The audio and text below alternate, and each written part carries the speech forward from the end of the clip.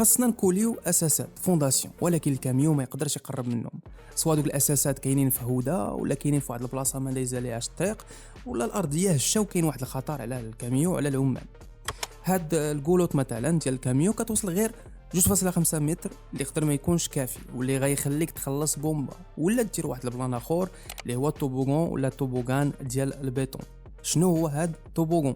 هي واحد الكوندويت مائله غالبا من الخشب ولا البي في سي، مقطوعه ومحطوطه فوق دي سوبور بواحد الميلان ديال 15% على الاقل.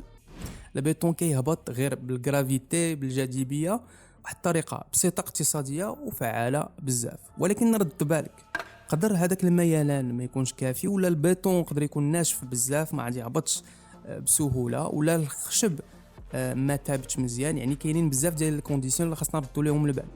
هاد الطريقه كنستعملوها بزاف باش نصبوا الضالات كما قلت ولا الاساسات في الاماكن اللي صعب توصل لهم. كما كتشوفوا الحل ما ضروريش يكون غالي، غير محسوب مزيان. واش عمركم استعملتوا هاد الميثود، هاد الطريقه في شي مشروع؟